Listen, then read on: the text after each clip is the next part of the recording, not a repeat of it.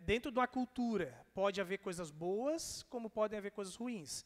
Então, quando a gente fala de hábitos de uma região, de um país e assim por diante, né, nós vamos entender o seguinte: Deus nos criou com hábitos. Deus nos fez ter cultura.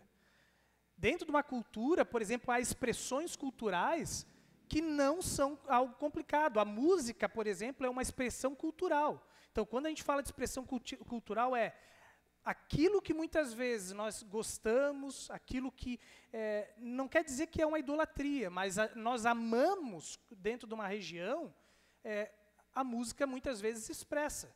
A música gaúcha é uma expressão de uma cultura, assim como vai ter a música nordestina e assim por diante, né? Então vão ter diversos tipos de expressão. A vestimenta é uma expressão cultural.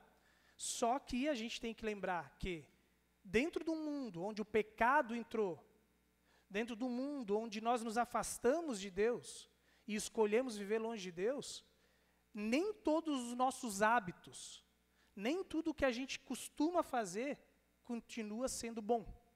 Aquela boa criação de Deus, os hábitos culturais que Deus permitiu que a humanidade tinha, foram distorcidos. E diante disso, a gente vê que a história, a caminhada que Deus começa a trilhar ao longo da Bíblia é uma caminhada contracultural. Porque Deus, se você vai olhar desde o início da palavra de Deus, desde Gênesis, o que Deus faz? Ele vai lá e começa um plano de redenção, de salvação. Mas como é que era esse plano?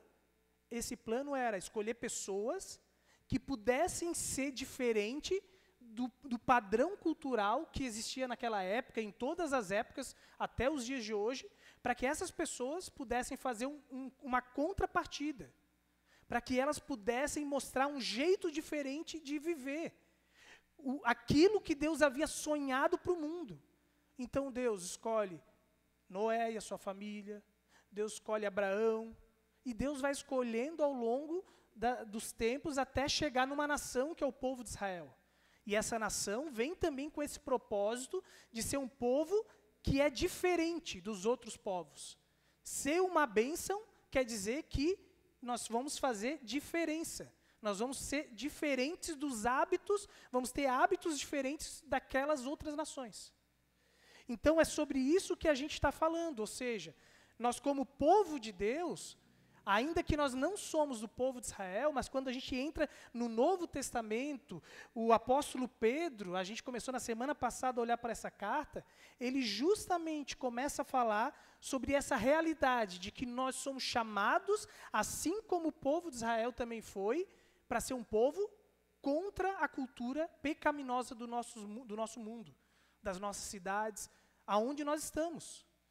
O chamado de Jesus, ou o envio de Jesus para os seus discípulos, vão e façam discípulos, é também mostrar que Jesus é um modelo diferente de tudo aquilo que a gente conhece. Então, ainda que haja um povo que seja diferente, Jesus é o verdadeiro modelo de contracultura. Nele está o verdadeiro modelo daquilo que deveria ter sido desde o início toda a criação de Deus. Então, diante disso, eu diria que há duas coisas que a gente precisa entender. A gente começou semana passada conversando lá em 1 Pedro sobre o chamado, né, a entender que nós somos peregrinos nesse mundo. Então, na medida, o apóstolo Pedro, no capítulo 1, a gente leu bem aquele início, né, versículos 1 até o 7, na medida que nós entendemos que nós não somos desse mundo, que nós, quando conhecemos a Jesus, aceitamos a Ele, nós estamos caminhando rumo à terra prometida, e que então, nesse lugar, nós estamos como em uma jornada, nós assimilamos a ideia de que lá é o nosso destino, e rumo àquele lugar, nesse caminho que a gente vai trilhando até lá, nós temos, acima de tudo, que não esquecer que nós simplesmente estamos trilhando um caminho ao qual, por onde nós vamos, nós temos o papel de ser uma bênção. Mas, em segundo lugar, e isso vai ter a ver com o que nós queremos conversar hoje, na medida que a gente fala sobre futuro, há um grande risco de a gente acreditar, e muitas vezes a gente já ouviu determinados tipos de fala no meio cristão, que bom, se nós não somos dessa terra, se nós somos apenas peregrinos nessa terra, para que a gente vai cuidar desse planeta? Por que a gente vai se preocupar com algo aqui? Por que a gente vai fazer alguma coisa aqui? Se a gente está numa jornada, quanto antes a gente chegar no fim, melhor. Quanto mais rápido a gente apressar, né, o fim dos tempos, melhor. Quanto mais a gente falar assim, ó, eu vou ficar no meu cantinho, eu vou me isolar, me proteger de tudo aquilo que o mundo pode fazer para me afastar de Deus, então eu vou viver somente no gueto da igreja, eu somente vou me relacionar com cristãos, para evitar qualquer tipo de tentação. Ao longo da história, não sei se você já ouviu determinados grupos de cristãos fazendo isso, mas muitas vezes o caminho foi a gente se retirar do mundo, porque o mundo é mau, no mundo há pecado. Então, quanto menos a gente se misturar, menos a gente corre risco de se afastar. Só que a verdade é exatamente oposta. Quanto mais, a Bíblia vai mostrar, quanto mais nós temos uma consciência a respeito do futuro, quanto maior é a nossa certeza de que a nossa vida não termina aqui, mais ainda a gente deveria se envolver nessa terra. Se nós vamos olhar o que a palavra de Deus, e é isso que nós vamos ver justamente a continuidade do que o apóstolo Paulo fala, a partir ali dos versículos 13, a gente não leu todo o contexto ali, a gente leu até o 7 semana passada, mas a partir do 13, o apóstolo Pedro começa a explicar um pouco mais a respeito dessa realidade de que nós não pertencemos a essa terra, mas enquanto nós estamos aqui, a gente precisa aprender a lidar com essa realidade. E eu quero convidar, pode passar o slide, a nós abrirmos em 1 Pedro, nós vamos abrir em 1 Pedro, capítulo 1, versículo 13 ao 21, nós vamos ler. 1 Pedro, pode passar mais um, onde está isso. 1 Pedro, capítulo 1, versículo 13 até o 21. 1 Pedro, capítulo 1, versículo 13, nós vamos ler até o versículo 21.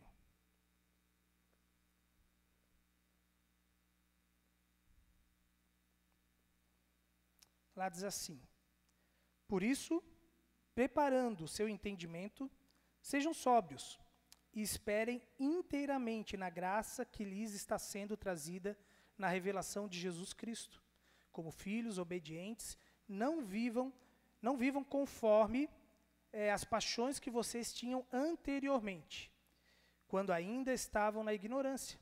Pelo contrário, assim como é santo aquele que os chamou, sejam santos. Sejam santos vocês também em tudo o que fizerem, porque está escrito, sejam santos, porque eu sou santo. E se vocês invocam como Pai aquele que, sem parcialidade, julga segundo as obras de cada um, vivam em temor durante o tempo da peregrinação de vocês, sabendo que não foi mediante coisas perecíveis, como prata ou ouro, que vocês foram resgatados da vida inútil que seus pais lhe legaram, mas pelo precioso sangue de Cristo, como de um cordeiro, sem defeito e sem mácula. Ele foi conhecido antes da fundação do mundo, mas foi manifestado nestes últimos tempos em favor de vocês. Por meio dele, vocês creem em Deus, o qual ressuscitou dentre os mortos e lhe deu glória, para que a fé e a esperança de vocês estejam em Deus. Até aqui, queridos. Então, nós vamos ver 3 coisas aqui que são extremamente importantes para que a gente consiga viver nessa terra e não desconectar dela, mas de uma forma que a gente continue com os olhos no futuro.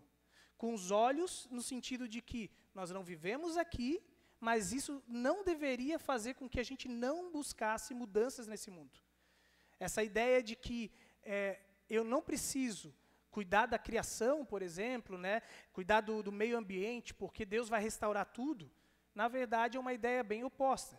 A primeira coisa que a gente vai ver aqui, o apóstolo Paulo, eu estou falando sempre de Paulo, né, que eu li Paulo em Romanos 12, lá no início do culto, e aí está sempre vindo Paulo de novo no início, né, agora de novo.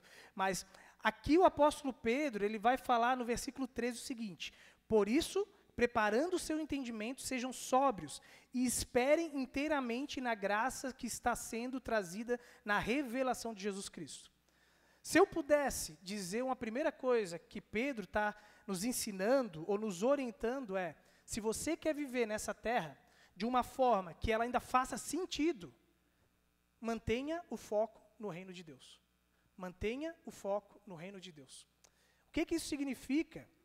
É interessante que Pedro ele faz uma conexão entre tudo aquilo que ele falou e que foi o que eu falei na semana passada, né, falando sobre essa peregrinação, nós estamos indo para um lugar, até ali nos versículos também em diante, ali que a gente leu, novamente citou, né, não vivam, como peregrinos, não vivam de qualquer maneira aqui, ele fala nesse trecho que a gente leu, mas é interessante que ele diz assim, ó, como peregrinos, vocês são peregrinos, ele vai argumentando teoricamente, e ele diz, por isso, o jeito, aquilo, a forma como vocês vão viver neste mundo, porque vocês são peregrinos, a prática de vocês, em primeiro lugar, é preparando o seu entendimento.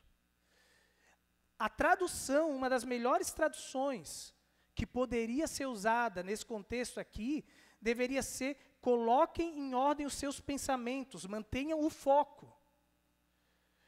Algumas das palavras aqui, por exemplo, quando fala aqui, preparando o seu entendimento, ela quer dar uma ideia de constantemente façam isso.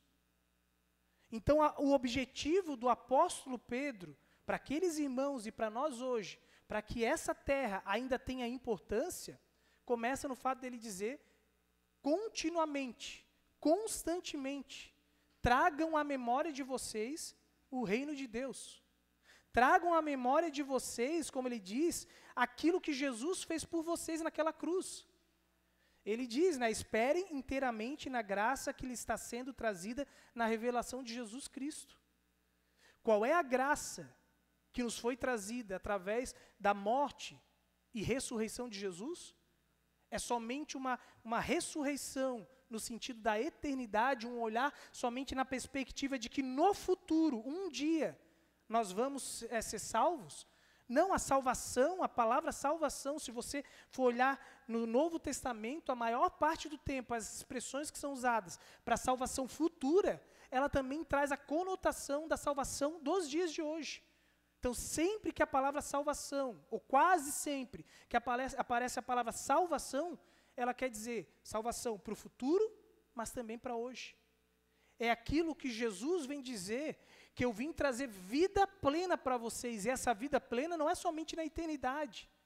Quando Jesus morre naquela cruz, e ele ressuscita, ali o reino de Deus está sendo inaugurado.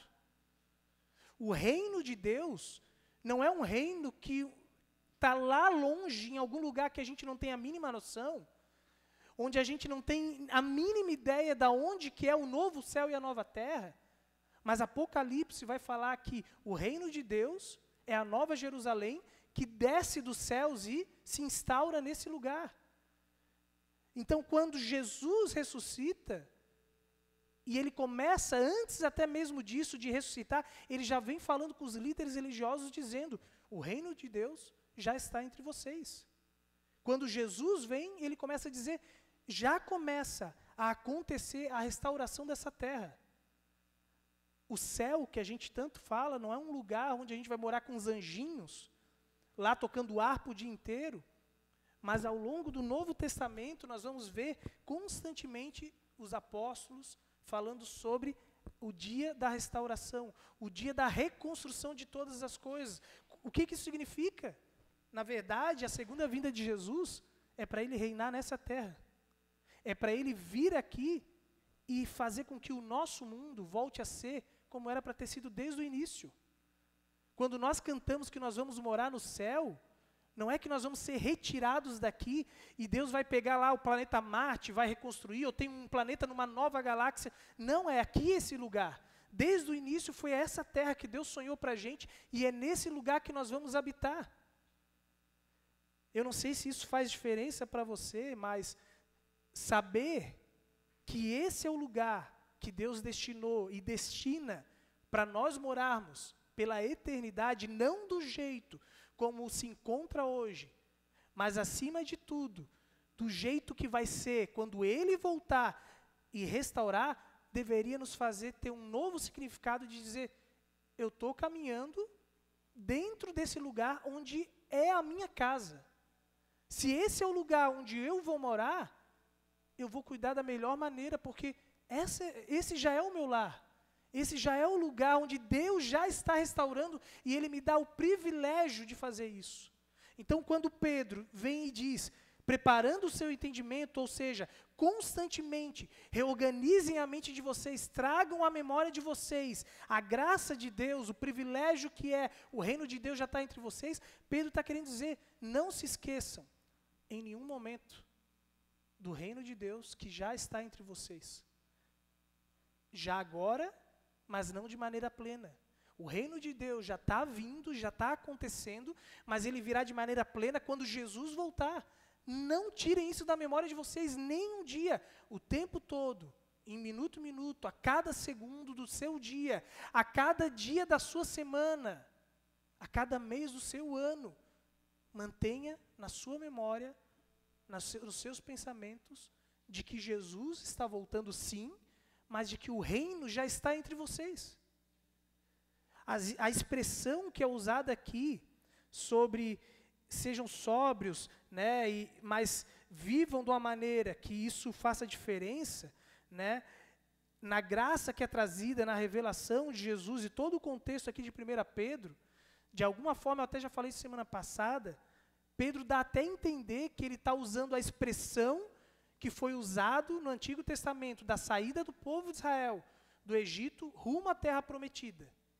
E com isso, traz um outro significado hoje para a gente. Semana passada eu falei, assim como Israel está saindo do Egito rumo à terra prometida, e nesse caminho tem o desafio de ser bênção e assim por diante, a outra coisa que a gente aprende da saída da terra prometida é que antes de eles saírem rumo à terra prometida, Deus diz para eles, prepara um banquete, vão ceiar, vão para a mesa, vão ter comunhão, vivam esse momento. E isso deveria constantemente estar na nossa mente, de que, enquanto nós aguardamos a volta de Jesus, a gente já vive esse relacionamento com Deus e uns com os outros, e que a gente pode sim aproveitar esses relacionamentos. De que enquanto a gente aguarda a restauração completa do nosso mundo, Jesus continua dizendo para a gente, vivam esse momento, reorganizem as prioridades de vocês. Se no reino de Deus a prioridade não vai ser mais ganhar bens, não vai ser mais, eu já vou falar um pouquinho mais daqui a pouco, sobre a cultura, os valores desse mundo, comecem a reorganizar e aproveitem esse mundo de uma maneira que realmente eu sonhei para ele. Por isso, o impacto dessa mentalidade nova, de constantemente estar na mente, de que o reino de Deus está entre nós, traz a segunda consequência para a gente nesse mundo. Bom, nós estamos no meio de pessoas onde o reino de Deus talvez nem é tão visível para elas, onde muitas ainda não aceitaram fazer parte desse reino, e diante disso, o versículo 14, Pedro diz, como filhos obedientes, não deixem-se amoldar pelos desejos de outrora, quando viviam na ignorância. Como filhos obedientes. Como filhos obedientes. É por acaso que Pedro cita aqui essa expressão como filhos obedientes? Não é. Ele poderia usar qualquer outra expressão. Como discípulos obedientes. Mas numa cultura onde hoje a gente não sabe o que é filhos respeitarem os pais, talvez nem faz sentido para a gente hoje ler isso como filhos obedientes. Mas numa cultura judaica, onde Jesus mesmo conta uma parábola a respeito de um filho que decide abandonar a casa, pede a sua herança e vai embora, e que isso era humilhação para o pai, porque ele estava desonrando e desrespeitando todas as regras de uma sociedade, tudo aquilo que tinha a ver com respeitar, obedecer a um pai. Obediência de um filho a um pai era obrigação. Não havia escolha. Um filho que desonrasse um pai, na sociedade ele ia receber represária. Diferente dos dias de hoje. Então, quando Pedro está falando como filhos obedientes, ele está dizendo, o padrão de Deus para nós é obediência a Deus. O que Deus espera da gente, enquanto nós vivemos nesse mundo, é que a gente viva como discípulos, como filhos de Deus, que vivem dentro do reino dele e que obedecem às regras do seu reino. Quem é o nosso Senhor? Quem é o nosso dono? Dono porque, em muitos momentos, ainda que Jesus diga, eu já não chamo vocês mais de servo, mas sim de amigos, ele ainda assim nos ensina a tratar a Deus como Senhor. E Senhor é que, ainda que Deus não perca a autoridade, assim como um senhor tem escravos, naquele contexto bíblico, Jesus lida, Deus lida com a gente como escravos, entre aspas, ele olha para a gente como pessoas que estão sob o domínio dele, mas que ele dá uma liberdade de nós obedecermos a ele. Nós não somos obrigados a obedecer, mas nós somos convidados a aceitar Jesus como Senhor das nossas vidas. Coloquem Jesus, os apóstolos, os discípulos, no Novo Testamento constantemente vem dizendo isso. Tenham Jesus como Senhor do seu coração. Ou seja, que Ele reine sobre aquilo que você deseja. Obediência é o valor do reino de Deus. Só que qual é o padrão cultural do nosso mundo? Porque ele diz, não se deixem amoldar pelos maus desejos de outrora. Não se deixem moldar pelos maus desejos de outrora. A linguagem de Pedro aqui é muito semelhante àquilo que o apóstolo Paulo disse em Romanos 12. Não vos conformeis com este século. Então, é a mesma coisa que todos os apóstolos dizem para os discípulos, dizem para a gente hoje. Desobediência é o padrão desse mundo. Se você olha para Gênesis, o que Deus disse para Adão e Eva, vocês podem usufruir de toda a criação. Só não queiram comer do fruto do bem, do conhecimento do bem e do mal. Independente se era uma maçã, se não era, daqui a pouco a gente quer discutir qual era o fruto, mas o que Deus está querendo trazer aqui, de novo, a ideia de que não queiram saber o que é bom ou mal como eu. Não achem que vocês têm a capacidade de discernir o que é bom ou mal para a vida de vocês. Vocês precisam de mim, vocês foram criados para dependerem de mim, para saber o que é bom ou mal para a vida de vocês. Quando vocês tentam com o seu discernimento, com a inteligência de vocês, discernirem o que é bom, muitas vezes vocês se enganam. E não é assim, quantas vezes a gente tomou decisões na nossa vida dizendo, é aqui, é isso, esse é o melhor. Porque por A mais B, com todas as estatísticas, com todos os planos, com a minha experiência, aqui, é isso que eu devo fazer. E lá na frente o que a gente constata é, eu tomei a decisão errada. Eu não deveria ter feito isso. E quantas vezes a gente vai para alguns caminhos dizendo, isso aqui não vai prestar. Não é o que eu quero, não estou feliz em fazer isso. E Deus nos força por caminhos, onde lá na frente a gente vai dizer, que bom que Deus fez isso acontecer. Foi a melhor coisa que poderia. Em muitos momentos da minha vida, Deus fez isso. Em muitos momentos, ou quase constantemente, eu diria, Ele faz isso comigo. E isso prova o quanto que a gente não sabe. Eu não sei o que é bom ou mal de verdade. Por mais que eu ainda conheça a palavra de Deus. Porque o padrão desse mundo é desobediência. Deus vai lá e diz, esses são os meus valores. Eu dou a minha palavra para vocês saberem. Eu dou os mandamentos para vocês terem os valores básicos. E a gente vai lá e diz, não, isso aqui não está certo. Eu vou fazer do meu jeito. Desobediência. Adão e Eva escolhem desobedecer e ao longo de toda a história é a mesma coisa que está perpassando a nossa criação, o nosso mundo. Seres humanos que não querem obedecer a Deus. Seres humanos que não estão nem aí para os valores do reino de Deus. Queridos, desobediência é o padrão que nós seguimos desde Adão e Eva. E o maior dos problemas é, ainda que a gente esteja dentro da igreja, ainda que a gente diga que a gente quer obedecer a Deus, a cultura, o mundo, aonde nós vivemos, é tão difícil de a gente perceber como eles vão formatando a nossa vida, os nossos hábitos, que quando a gente menos vê, quando a gente menos espera, nós estamos moldados aos padrões deste mundo. A palavra de Deus vai dizer que Satanás, ele tem estratégias para nos fazer sair do lado de Deus e ir para o lado dele. E as estratégias são sutis. Sutis aonde a própria palavra vai dizer que o diabo ele se disfarça de anjo de luz.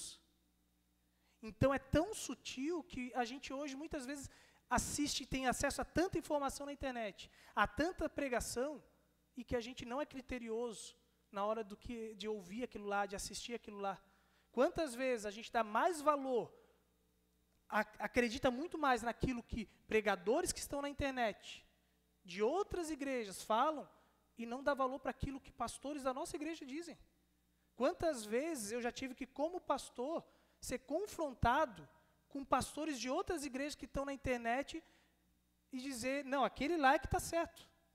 Quase que diretamente isso. Então, eu não estou dizendo que a gente não possa assistir nada na internet, que a gente não possa ler outras coisas, mas a gente precisa ter o discernimento de que nós vivemos numa cultura onde o acesso à informação é tão grande que a gente precisa ser muito mais criterioso naquilo que a gente está absorvendo lá fora. De que se nós estamos caminhando dentro dessa igreja, não é porque é a única e verdadeira igreja que pode salvar, mas de que nós cremos que o evangelho aqui é pregado de uma maneira com muito critério, com muita responsabilidade, a ponto de que não é qualquer um que vira pastor dentro da igreja, que a pessoa tem que fazer um processo de 4 anos e pouco, mais um período de 1 ano e meio de estágio pela igreja e assim por diante, para dizer se essa pessoa está apta a pregar o evangelho ou não. Então, a gente deveria ser muito mais questionador do que a gente está ouvindo, de quais são os valores desse mundo. Mas eu não falo somente do anjo de luz, né, do diabo que se disfarça como anjo de luz, mas eu falo até daqueles que não temem a Deus e começam a utilizar a própria palavra de Deus, valores do reino, e distorcer. Eu vou citar um exemplo, e para quem esteve na semana passada, e volta e meia eu cito essas coisas, para deixar bem claro que não tem a ver com ideologia. Mas, qual é a expressão que mais é distorcida? Nos nossos dias, para mim, é a palavra amor. Para mim, é a palavra amor. E a palavra amor, qual foi o contexto das últimas eleições? O amor venceu. E aí o amor, num contexto da nossa sociedade hoje, é o amor não de nenhuma maneira castiga, o amor de nenhuma maneira cria conflito, o amor é união plena, e isso é um valor do mundo que cada vez quer trazer mais união entre o mundo. E quem que está impedindo de haver união no mundo? Os cristãos. Por que a gente vai ver cada vez mais o nosso mundo caminhando contra o cristianismo? Porque ou a gente vai se dobrar a uma cultura do amor, que em nome do amor, em nome da inclusão de todos, sem exceção, nós vamos acolher e aceitar coisas que a palavra diz que é pecado, mas agora a gente não vai poder mais falar que é pecado, e aí a gente vai ter que dizer, venham, porque o que importa é o amor. A gente não pode falar nada contra determinados hábitos, padrões desse mundo. Aí a gente viu, né, nas últimas eleições, pessoas defendendo, dizendo, a Bíblia tem que ser reescrita, o Novo Testamento não serve mais, algumas coisas têm que ser tiradas da Bíblia. Por quê? Em nome do amor. Só que o amor de Deus é um amor que fez cair o pecado sobre Jesus. O amor de Deus, a justiça de Deus, não é uma justiça que faz vista grossa com o pecado. O amor não aceita o pecado. Muito pelo contrário. Ele lida a ponto de confrontar e curar. Então, o Evangelho, antes de ser uma boa notícia para o mundo, ele é uma má notícia para o mundo. Porque ele aponta o dedo para a ferida do pecado. E isso dói. Mas isso é amor. Assim como um pai que vê o filho com uma ferida, né? Hoje os medicamentos já não dói tanto, mas quem lembra do Mertiolate, né? Que para poder tentar tratar a ferida, tinha que passar aquilo lá e por mais que doesse, ou que seja uma medicação hoje ruim, de ter que dar um medicamento que o filho briga, é ruim, né? De botar ali na boca o gosto, mas ainda assim tu diz, eu vou fazer isso por amor a ti, porque senão tu não vai melhorar.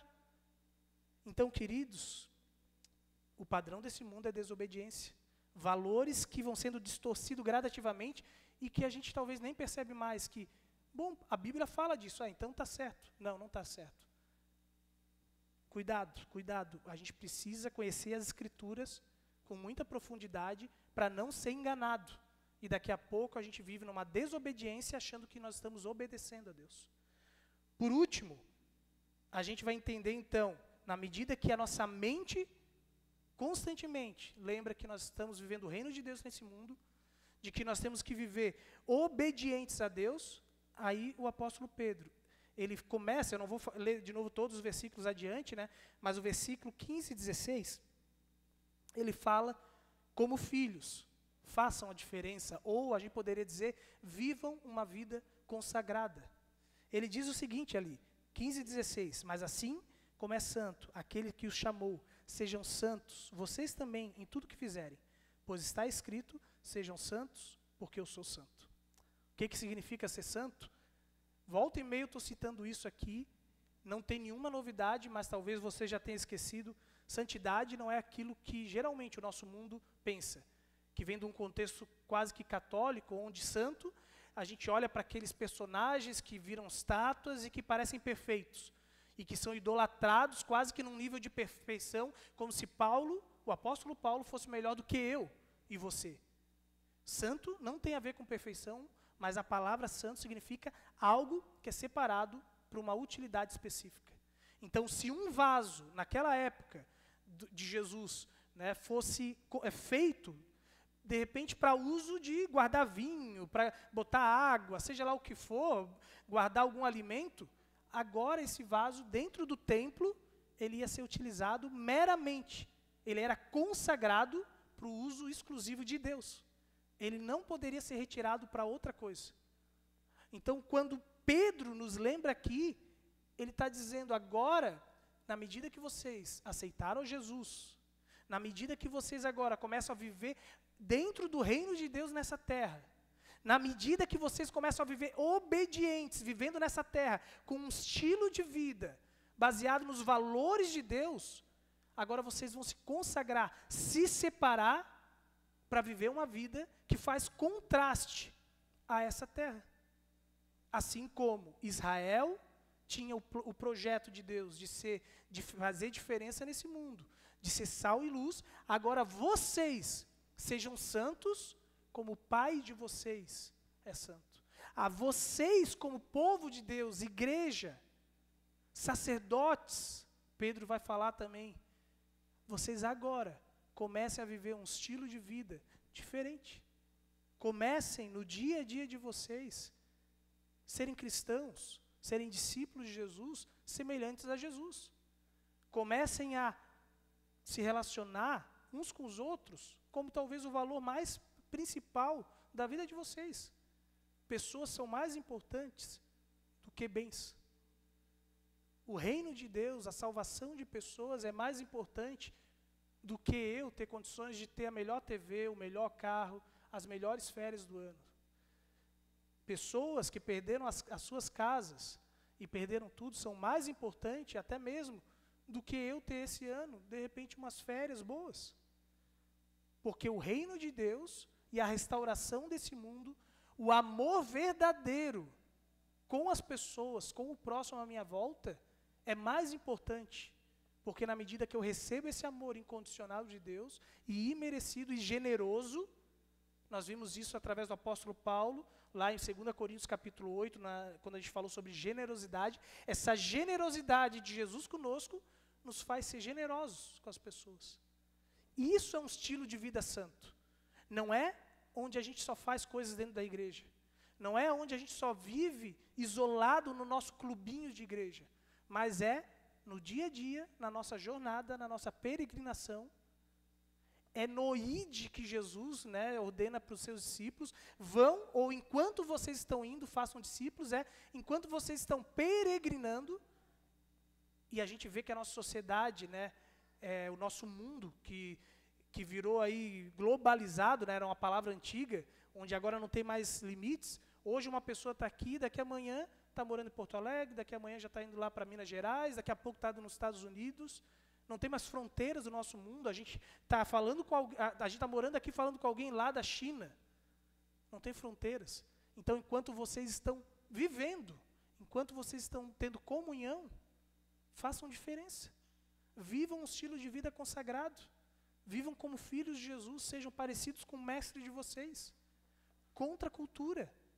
É para isso que nós estamos aqui. Nós não estamos aqui para sermos parecidos com o mundo. Nós não estamos aqui para sermos admirados pelo mundo. Muitas pessoas gostam de pegar a carta de Atos ali, onde diz que a igreja se reunia todos os dias no pátio, e em torno da palavra, etc. E eles eram admirados por todos. Mas isso geralmente é desculpa. Quando a gente pega esse texto e diz que a gente deveria ser elogiado pelas pessoas, ser admirados, geralmente pelas pessoas que não conseguem dizer não para as outras pessoas. Quem tem dificuldade de confrontar pessoas, de dialogar com pessoas, de discordar de pessoas, de muitas vezes até criar inimizade com pessoas por causa dos seus conceitos, acaba dizendo: nós como cristãos não podemos falar coisas que ofendam as pessoas. Não é o como é complicado. Muitas vezes nós somos grosseiros, mas a gente não pode deixar de falar e viver um estilo de vida consagrado a Deus, sabendo a quem nós pertencemos, contra a cultura. Por isso, eu quero terminar te perguntando: o que você precisa fazer para viver a sua vida mais focada no reino de Deus? O que você precisa fazer para viver a sua vida mais focada no reino de Deus? Segundo, pelo que mais tem sido marcada a sua vida: obediência ou desobediência a Deus? Quando você olha os padrões deste mundo, e quando você ouve a palavra de Deus, aqui já é um meio de você saber. Quando você lê as Escrituras, quão grande é a dificuldade de você, de repente, dizer: isso aqui ainda é pecado, determinadas coisas ainda são pecado. E não importa se o mundo diga que não é pecado, não importa se o mundo diga que eu posso fazer isso, que não tem problema mais. Por exemplo, não vou entrar nem em questões de gênero, vou entrar nas questões que hoje o mais normal é o quê? As pessoas se ajuntarem, os jovens se ajuntarem. Ninguém mais quer casar. E aí a gente vê cada vez mais os pais dentro da igreja, para não se indispor com seus filhos, dizendo: não tem problema, meu filho não quer casar, não tem problema. Ainda mais que ele não é da igreja, e a gente não incentiva os nossos filhos a casarem. Porque o casamento não somente, eu diria também, como o mais importante é a bênção, mas é também um compromisso público. E quando os jovens cada vez menos querem casar, eles estão tendo um jeito muito mais fácil de romper compromisso.